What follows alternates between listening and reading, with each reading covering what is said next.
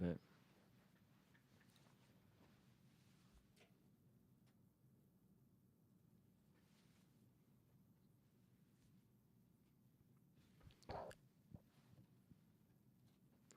Welcome to another episode of Hoop and Sports Talk for Days. It's not on.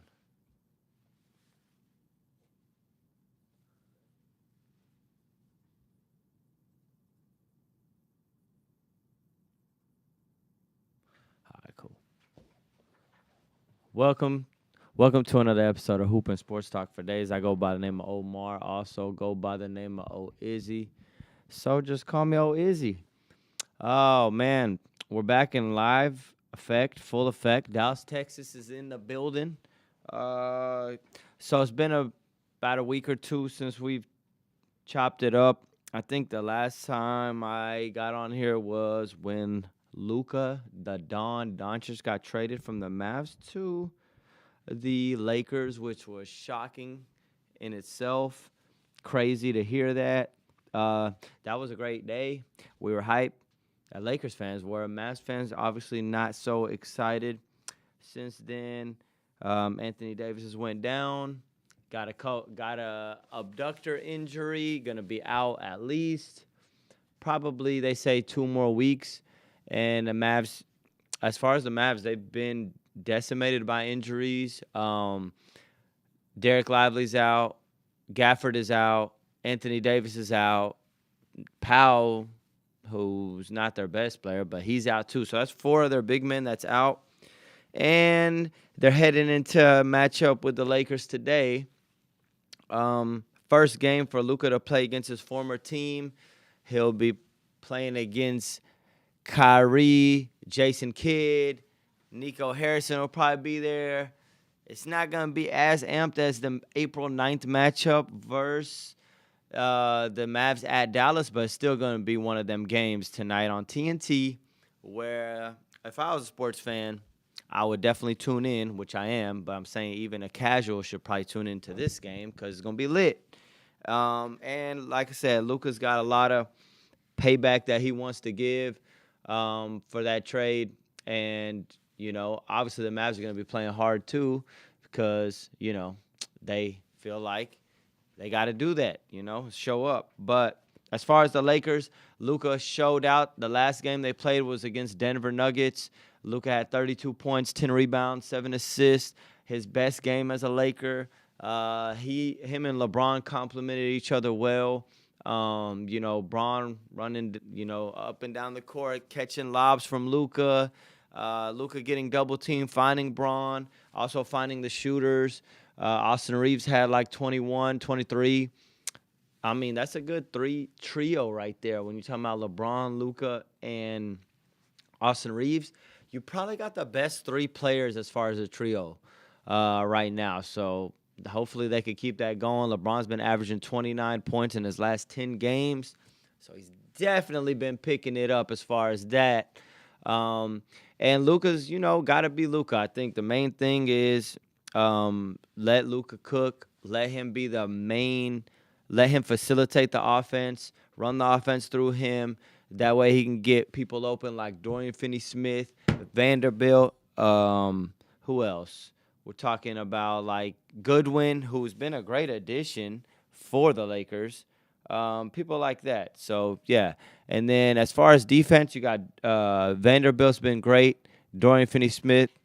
They picked up Jokic full court. So, definitely, made them tired. And to be honest, you got to give a major, major shout-out to J.J. Redick because J.J. Redick been really coaching his ass off. I'm not going to lie. Lakers are at 34-21. They could, slide into that 3rd seed. They're like pretty much a game back from being the 3rd seed. Last year, we were just barely in the play-in. So I think J.J. Redick deserves a lot of credit, and I think he said something about he didn't sleep for 2 nights preparing for the Denver game. I never heard of that from Darvin Ham. I'm not going to lie. Never heard of that from Darvin Ham. Look, 2 nights of sleep. You know what I'm saying? That shows me his preparation is major. So definitely shout out to J.J. Redick. Like I said, they tired out Jokic. Jamal Murray still scored but it's a good sign, especially from a team that's been dominating the Lakers in the Denver Nuggets.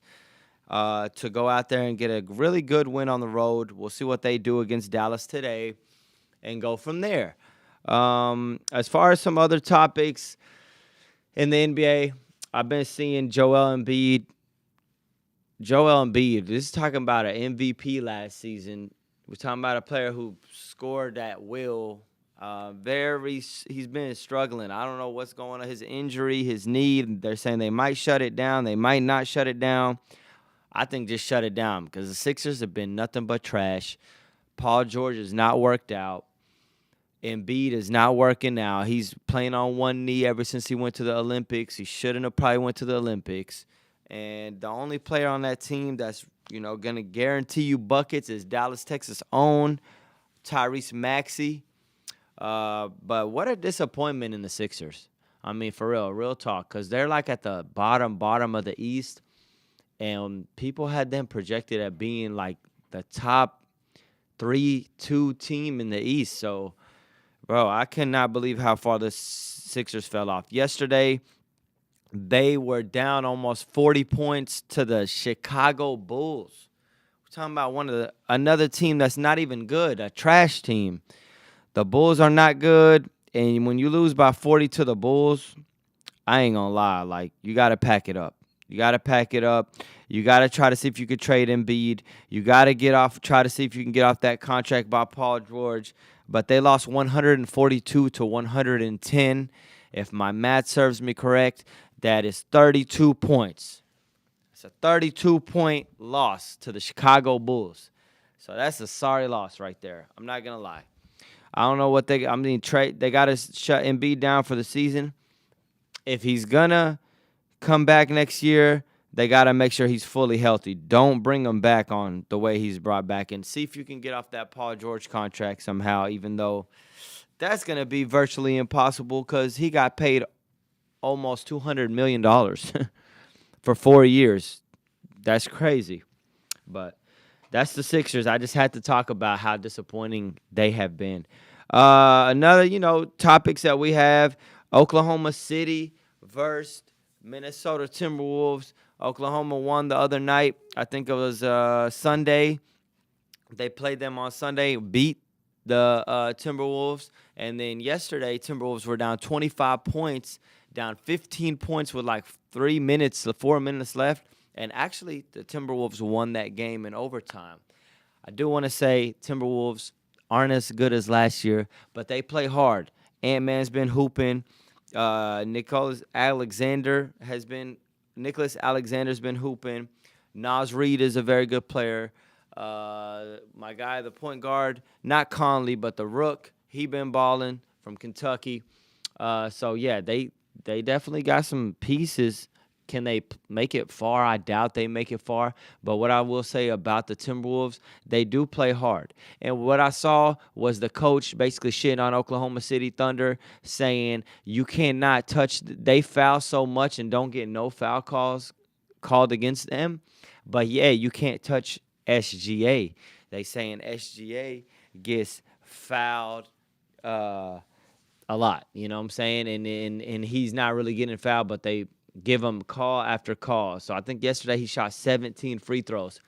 It is very hard to guard SGA, not only because he's a great player, but because he's got a mid-range shifty game, uses your body against his, and gets a foul. We've been hearing this all year about SGA.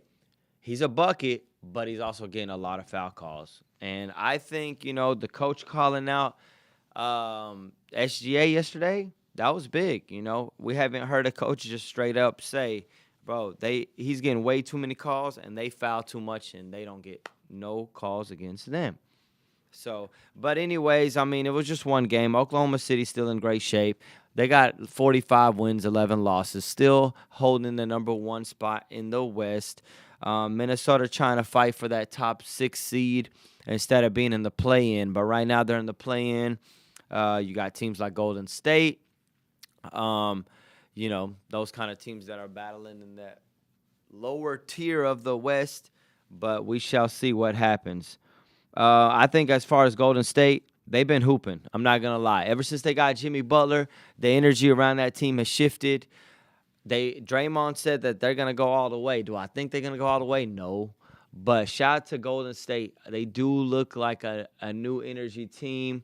Steph is back hooping. Draymond's back hooping. Jimmy Butler's a great addition. Moses Moody. And, I mean, they got championship experience. So, I mean, we'll see. We'll see. I don't know. You know, Jimmy Butler for Andrew Wiggins and a couple other pieces, they definitely look like they won that trade. They definitely won that trade. Memphis Grizzlies still in the top 3. Houston Rockets in the top 5, but they have been dropping off a little bit, losing some games. That's why I mentioned Minnesota, mentioned Golden State. Maybe they could catch a couple of those teams straight up. Clippers have been losing a little bit of games. And, of course, I was talking about the play-in game. You got, like, the Mavericks in that lower tier of the West. Can the Mavs get healthy and make a run? Everybody's saying, oh, they won the short-term trade with the Lakers. I don't know. I can't tell. I mean, I know they're hurt, but right now they need some wins. And their schedule is brutal. They playing tough teams. So we'll see. Denver's going to be tough out too. But like I said, I really like what the Lakers are doing. They got to keep it up. I'm not saying, you know, I'm not going to get overhyped, but they got a good thing cooking in L.A., Lakers. And Memphis is, you know, on and off. I just haven't seen Ja Morant take that leap this year. He's been at about 21 points a game, and the Ja I know is supposed to be around that 28 points a game, 27 points a game. I know he's been saying he wants to take a back seat, but, you know, come on, Ja. You know, let's see what, you know, pick it up a little bit. I'm not seeing the same energy from Ja. Jaren Jackson Jr. has been solid. He was an all-star this year. They got Desmond Bane, Jaden Wells, the rookie, could be rookie of the year. So they got a lot of potential on that team. They're a very feisty team, but, you know, us Lakers, we ain't worried about what they talking about. Shifting gears in the East, you got Boston Celtics still dominating. The Celtics are tough, man. They shoot the most threes in the NBA. They make the most threes in the NBA. Tatum, still Tatum. I mean, he's not really dropped off. I think he's still hooping. Jaylen Brown, obviously, all-star, so you got to give him his respect. And then the role players have been great. I think like Peyton Pritchard is a candidate for 6th man of the year. I would say he probably is the 6th man of the year, Peyton Pritchard from the Celtics. So, obviously, they got a really good team, man. I mean, they still got Drew Holiday. You still got Porzingis. I think Porzingis is probably playing some of the best basketball of his career right now, and nobody's really mentioning it. So Porzingis is tough. I mean, you know, that's a team that's very, very, very dangerous. Obviously, I'm not really telling you nothing crazy. They won the championship last year, but still, shout out to them. Cavaliers. Are the Cavaliers legit? It's the question everybody wants to know. Are they really, really good, or are they not? I think they are legit. I just think that Donovan Mitchell got to take that, you know, he got to take that real step where he's like top 5 in the NBA for them to make it to the NBA Finals. Donovan Mitchell has to take a top 5 leap, and the Cavaliers, sky's the limit. We're talking about Darius Garland, Donovan Mitchell, Evan Mobley. They got DeAndre Hunter in the trade deadline from the Atlanta Hawks. That's a hell of a pickup. They still got Jared Allen, my guy with the fro. So they got Max Strus shooting the rock. Ty Jerome coming off the bench. I've been really watching the Cavs. They've been hooping. Can they beat the Celtics? Oof, like I said, the only way for them to beat the Celtics, Donovan Mitchell has to be undeniably the best player on the floor when they hit the floor against the Celtics, meaning he's got to be better than Jason Tatum, meaning he's got to be better than Jaylen Brown. So, I mean, he's about 26 points a clip. And the thing about Donovan Mitchell, he has a lot of great regular season moments, but in the playoffs, he kind of tails off. This is the Donovan Mitchell. They're going to need that killer Donovan Mitchell. You feel me? They're going to need him to go straight up to work and going crazy because they really got a chance. The New York Knicks kind of falling off. I told you guys in a couple episodes, if you watch some of my prior videos, the problem with the New York Knicks, they rely too much on their starters. And their bench is always tired.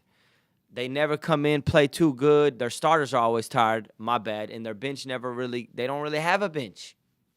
I saw Landry Shamet. Like, they got a couple players. Mitchell Robinson is still out. They really need him. So they're relying so much on, obviously, Jalen Brunson, Isaiah Hartenstein. They rely a lot on Josh Hart. OG Anunoby has been out. And when you got a player like that who's a big piece on their team, that's why I say one of their starters is out, they take a drop. I think the Cavaliers tagged them. Celtics tagged them. And these are supposed to be teams you're competing with in the Eastern Conference. Tom Thibodeau, I told you got to get a bench and you got to start playing. Like, Josh Hart can't be playing 37, 38, 39 minutes. Same with Jalen Brunson. Damn near playing 40 minutes. You got to limit that so they can be fresh in the postseason. And this is the problem with the New York Knicks. Too much top heavy. They top heavy as shit. This is the issue that they have. So can they beat the Cavs? They could beat them. Can they beat the Celtics? No. But I think right now I got to put the Cavs ahead of the Knicks, and I got to put the Celtics ahead of the Knicks. And fuck around and find out, Milwaukee Bucks, who we have not been mentioning too much. Giannis is still the best player on the floor at any given moment. Dame Dollar could play in one of the best seasons he's had. Damian Lillard's been a great addition. Obviously he's hooping, shooting the three at a high clip. And they did get Kyle Kuzma at the trade deadline from the Wizards. So obviously he's been kind of helping them out. And they're playing good ball. Shout out to them. Another team flying under the radar a little bit is the Indiana Pacers. Do I think Indiana Pacers got what it takes to beat the Celtics? No. Do I think they got what it takes to beat the Cavs? Probably not. And even the Knicks, I think, can get at them. But Halliburton's finally came to life again. They still got Toppin. They got Miles Turner. So, yeah, they have some good pieces on that team. And I don't know. Rick Carlisle coaches them well. So we got to see. Unfortunate news in the NBA. We got that Victor Wembanyama's out for the season. And the Spurs were trying to make a run into that playoffs. Right now they're in that play-in bracket. Wemby's one of them ones that, as far as NBA fans, we definitely want to see him play. They say he got a blood clot in his shoulder, and they shut him down for the rest of the season. Now we're dealing with health issues. When we're dealing with this type of stuff, you're not dealing with like, oh, he's got an ankle problem. Oh, he's got a knee problem. This is a bigger than that deal. And this is an issue that Chris Bosh had early in his career. Well, actually kind of mid to late career, not early in his career. And it actually made him retire. It actually made Chris Bosh retire. So does that mean I would never wish that on Wemby. He's so young that I know he'll be back. Speedy recovery to Wemby. But damn, bro. You don't want to have an injury that shut down a player that got your similar stat. Like, he's slim, tall, just like Wemby. Wemby's obviously taller, 7'3", but Chris Bosh was hooping, and he had to shut it down because that blood clot in the shoulder, I'm not no doctor, but it could, get into the heart area, get into an area where you cannot play basketball no more. I would never want that on Wemby. I think Wemby's going to be back next year, healthy and better than ever. I'm glad they caught it early so they could work on that for Wemby. But that's just unfortunate news because they really had a chance with De'Aaron Fox coming from the Spurs. So, Wemby, speedy recovery. I'm a little bit moving around today, but, if you're watching the YouTube live, just stay on pace with your boy, or even if you watch it later, because I got to go back and give credit to a team that I have not gave credit to in the Eastern Conference that is in my notes that I gotta mention because they on an 8-game win streak. Detroit basketball. What a surprise from the Pistons. 32-26, led by Cade Cunningham team. They got Jalen Duran, Tim Hardaway Jr., but obviously the head of the snake starts and ends with Cade Cunningham coming into all-star form, which he was an all-star this year, but coming in that top 15, role in the NBA. And Detroit were ass last year, bro. The Pistons were ass last year. So you got to give them a lot of credit for the pace that they're on and how they've been moving. 32-26 is an incredible record for the Pistons. I mean, for the Pistons, if you told me they'd be 32-26, I never would have imagined it. I never would have imagined that, bro. So, first of all, I think their coach is J.D. Bickerstaff, the one that used to coach the Cavaliers. Yeah, pretty sure he coached the Cavaliers last year. Shout out to him, and he's doing an excellent job with the Pistons. Yeah, like I said, they got Jalen Duran, Malik Beasley shooting the lights out. Damn, Malik Beasley with the Lakers, bro. You couldn't hit it. You couldn't freaking shoot a rock in an ocean. Now you number one in the East at shooting, pretty much number one in the NBA at shooting the three ball. That's crazy work. But shout out to Malik Beasley, Tim Hardaway Jr., who they threw away. The Mavs threw him away. All of a sudden, you go from bottom half, from thinking that you're going to be on the sorriest team to a team that is in the playoffs as we speak. This is a team that is in the playoffs as we speak. And they had lost Jaden Ivey in the beginning, like in the mid of the season. So, man, the Pistons, bro, obviously they got one of the Thompson twins, athleticism through the roof. And Cade Cunningham is averaging 25.8 points a game, 9.5 assists, and 6 rebounds. Damn, bro. He's averaging 26 points a game. Cade Cunningham. Bravo, brother. And bravo to the Pistons. Can they keep it up and get a not being a play-in, lock that top 5, top 6 seed? Looks like it. Looks like it. So I got to shout out to the Pistons, bro. I have to shout them out. Just a team that we never really thought was going to be this good. Shifting gears to the All-Star game. I didn't talk to y'all about the All-Star game. I brought up the All-Star game. What can we do about the All-Star game? Okay, so us fans, you could say that we're never happy.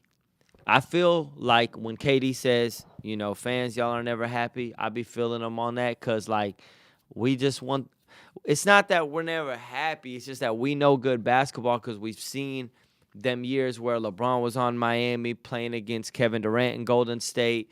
Kobe was right there a little bit before them. And then you had Steph Curry in the Warriors. It's kind of like the prime of 2016, 2017, 2018. And a little bit before that, even when Miami beat the Mavs and Mavs were tough. And, that was basketball. So when we see it, at the All-Star level, what are we watching now? I don't understand. They split the teams into 4 teams. Charles Barkley had a team, which was the European team. Shaq had a team, which was the OG team. Kenny Smith had a team, which was the rising All-Star, the All-Star, not the rising, but 1 or 2, 3-year players in the league that are All-Stars, like the Ant-Mans and them, even though Ant-Man didn't play. LeBron didn't play. And then you had Candace Parker bringing in a team. They had brought a team, the rising team, that ain't even All-Star worthy. So one thing I will agree with is Draymond Green saying, bro, why are you guys bringing non-All-Stars into the All-Star game? I wholeheartedly agree with that statement. This is not a charity event.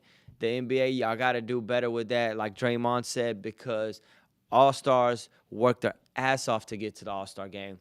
Like Cade Cunningham, 26 points a game this year. Nobody would have thought they'd be in the position they are. When you're talking about Kyrie Irving leading the Mavs still to a solid record even without Luka and all the injuries they had. So, obviously the Shea Alexanders, the Jokic's, the Giannis's, they're deserving, Steph Curry, the OG, and Braun. But like the product, let's talk about the game. Game was ass. Okay, I don't care what nobody tells me. Yeah, KD says that we complain a lot, and I love KD. Shout to KD, one of my favorite players to watch, 7-foot sniper. But this is not the game that we want to see. Like, I think, okay, just go back to East and West and hope they play hard. One of the players got to set the foundation on playing hard. Like, maybe Jokic, you could see the tenacity. Maybe Giannis, you could see the tenacity, even though Giannis didn't even play in this All-Star game. But you just got to go back OG East versus West because it's not like it's too confusing. Then they had the break where they brought out Kevin Hart and it turned into a comedy show.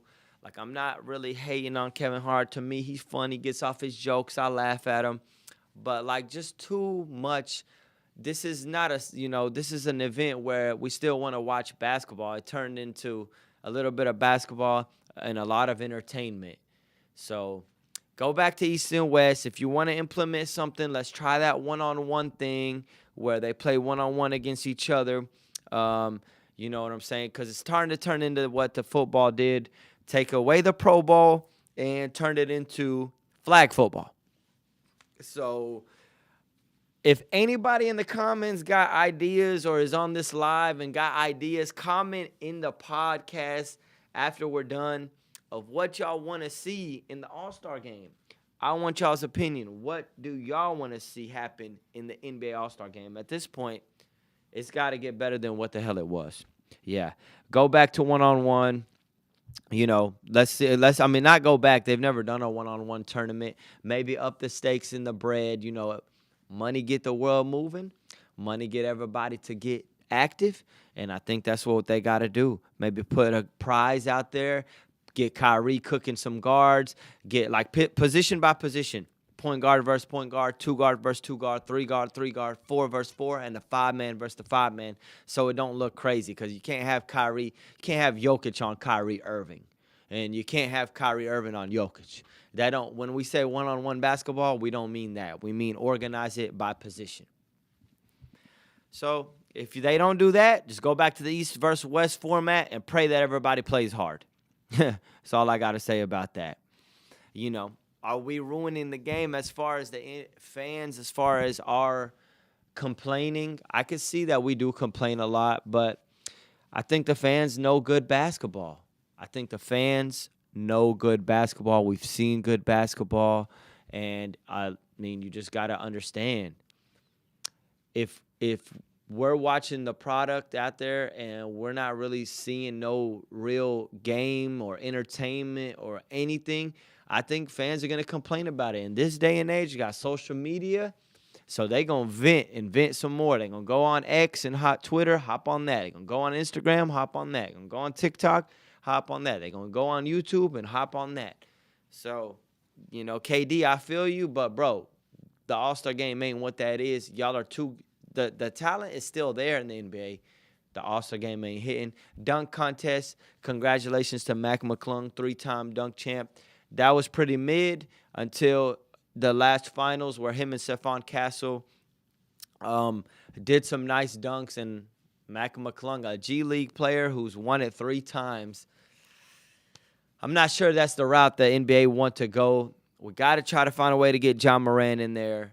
Got to try to find a way to get Aaron Gordon back in there. Somehow get Zach LaVine back in there. Somehow maybe get Zion Williamson in there. We need some OGs back and some young players back. Ant-Man said his style don't fit no dunk contest, and I respect that. But, dog, come on. This is not hitting, bro. This is not hitting. The NBA All-Star game ain't hitting, and the NBA dunk contest ain't hitting. But, you know, at least right now we got good basketball being played, so you can't complain too much. I don't want to be negative. You know, that Luka's storyline was crazy. The top of the East is still tough. The top of the West is still tough.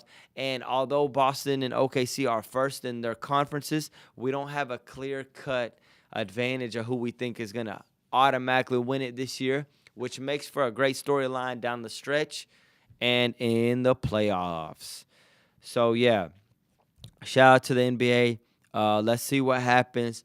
I know the topic's going to get better. The Warriors might make a run for their money. Jimmy Butler, Steph, and Draymond. They got some OGs on that team, and they got experience on that team. And Jimmy Butler led the Miami Heat without a great player like Steph Curry on to the NBA Finals. I know it was the Eastern Conference, but you got to respect what Jimmy Butler, playoff Jimmy, brings to the table. Moving along to the NFL, I mean, right now we in draft season. The draft combine, the draft is coming up. Listen, I haven't tapped in all the way. I've been seeing the Cleveland Browns at number 1. Maybe they pick Cam Ward out of Miami, a very good quarterback. But I don't know. I mean, I've been hearing him. I've been hearing Shador. I've been hearing Cam. Let me know what you guys think as far as that. Who do you guys got in that, you know, what I'm saying, like, off of that? Because you got, like I said, Cam, Ward, and Shador, 2 of the best quarterbacks. Then you got Abdul Carter, who's one of the best linebackers out of Penn State and one of the best players in the draft. It's going to be a very, very tough to beat him. And then, I mean, to not draft him. He's right now projected second to the Cleveland Browns. Number 1, Cam Ward's projected at Tennessee Titans.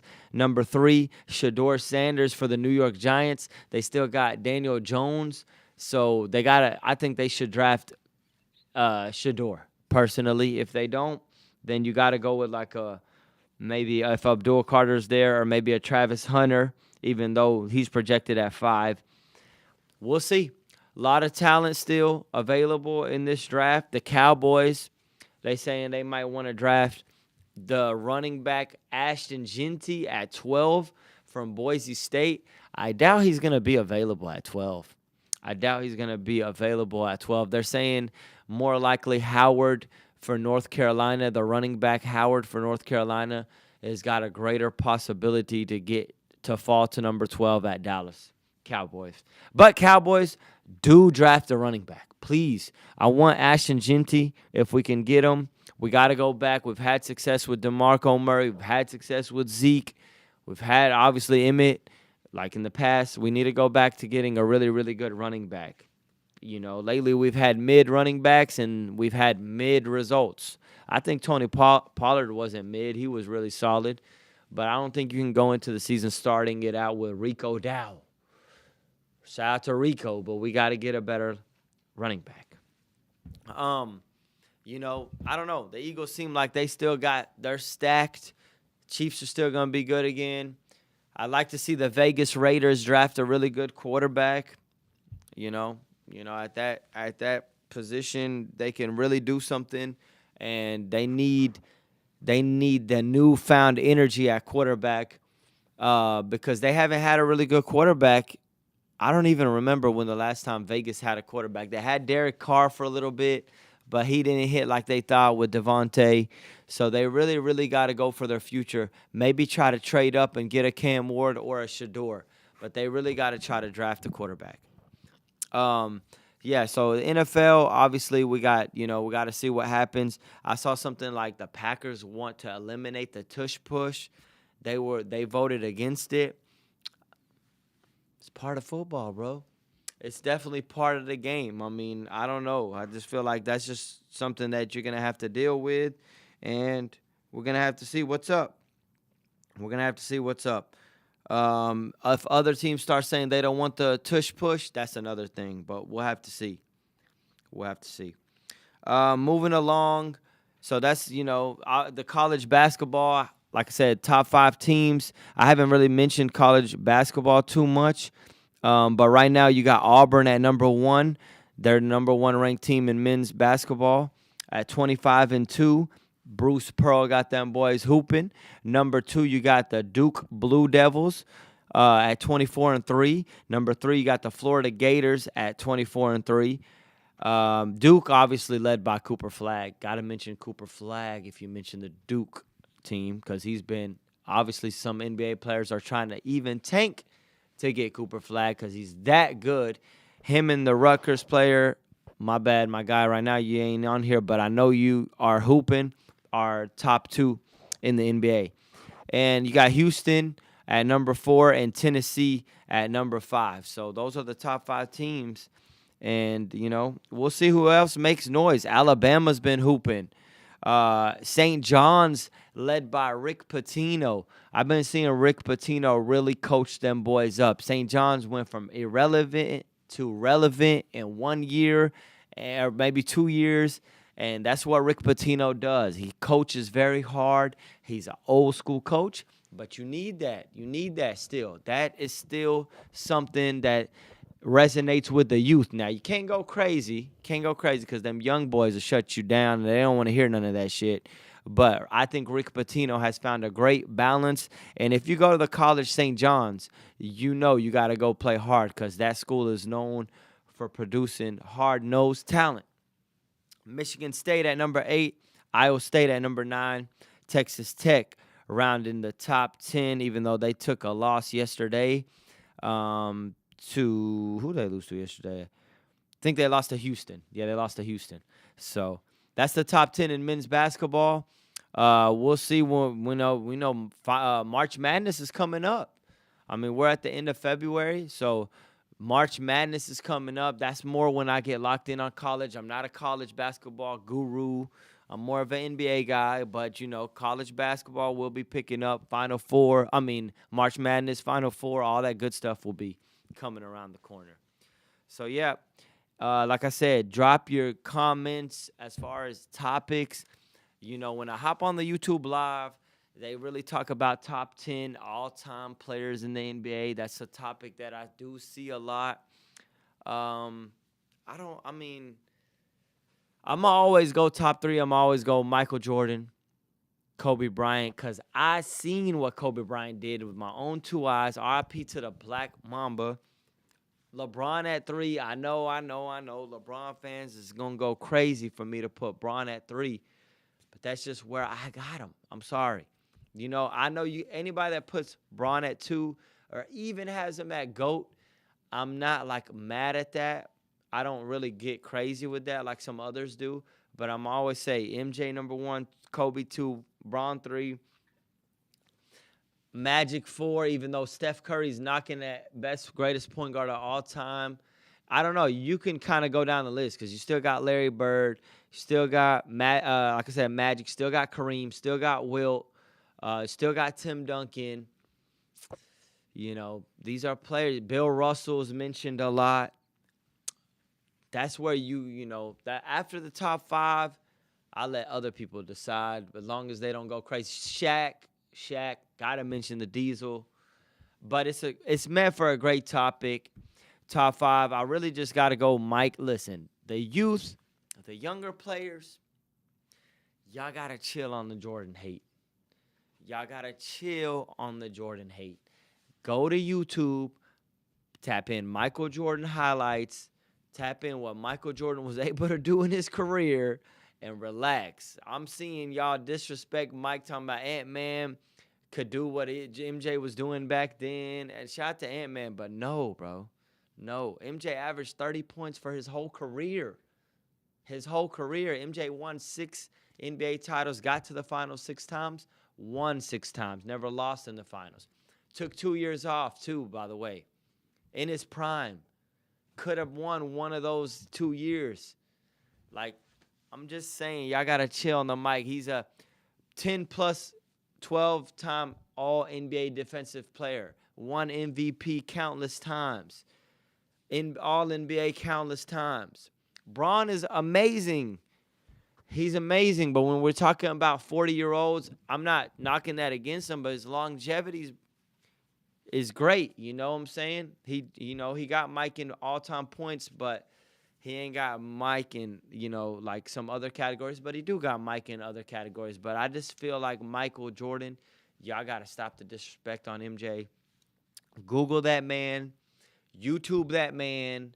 Look at his statistics. Look at what he's done all time with one team. I'm not knocking Bron. It's a new generation. But he left Cleveland. It was a little bit of a struggle for him to get over that Boston Celtics hump with the Cavaliers. Paul Pierce, KG, Ray Allen kept knocking him down. Yeah, Mike got knocked down with the Bulls. Isaiah knocked him down. Bird and them knocked him down. You had he was getting beat up early in his career. It took him a while, but he figured it out. Stuck with the Bulls, and they got Pippen. Later added Rodman, Kukoc, and Mike won like that, and got more rings than the players that we're mentioning. Let's chill out on the Jordan hate. Y'all gotta relax. I love Bron, and of course I love Kobe. He's like the heir apparent to Mike. But y'all gotta chill with the Mike hate. I'm seeing a lot of the younger generation act like Mike was like that. They acting like Michael Jordan was not like that. Y'all gotta relax. For real. Now listen, usually I don't even like to back up Mike like that because it's like self-explanatory. I'm like, it's MJ, bro. I mean, MJ speaks for herself. But the comments that I'm seeing from the youth about Jordan, saying DeRozan does what Mike couldn't shoot the three. Y'all are crazy. Mike wasn't shooting the three. I agree with y'all. But if the three-point line was as relevant as it is in today's game, Steph Curry, by the way, changed the game of basketball forever with that three-point shot. Mike would have been in the gym nonstop working on his three, bro. He had good form. It's not like the man shot the ball like Lonzo Ball was shooting the three. We talking about Michael Jordan. He still had good form. He'd be about 36% from the three, a little bit of where LeBron is at in his career. Took in way more and then scored more. Instead of 30, he'd probably be at 38. So let's chill on the Jordan hate. Relax. That's all I'm going to say. Mike is GOATed. Kobe's right there. Bron's right there. But y'all got to chill on the Mike hate. So, yep. Drop your comments down below.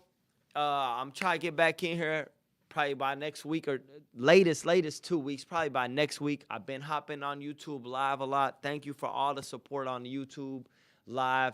We're almost at 1,000 subscribers. Let's get to 1,000. That would be a cool moment.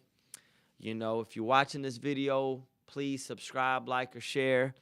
Hoop Sports Talk for Days. Like I said, the NBA is going down to the last 30 games of the season, and then we got the playoffs, and that's going to heat up. NFL, you got the draft combine. College, you got March Madness. Same thing with the women's side. Shout out to the women's. I can't forget about, the South Carolinas, the Notre Dames, the UCLAs on the women's side. Straight up hooping. And obviously March Madness is going to come up for them, and that's a time that I love to watch for the women's side and men's side. So, yep, drop your comments if you want me to talk about a certain topic or you feel a type of way about a topic. Let me know. But in the meantime, this has been another episode of Hoopin' Sports Talk for Days. I go by the name of Omar. Also go by the name of O Izzy. I'm out. Peace.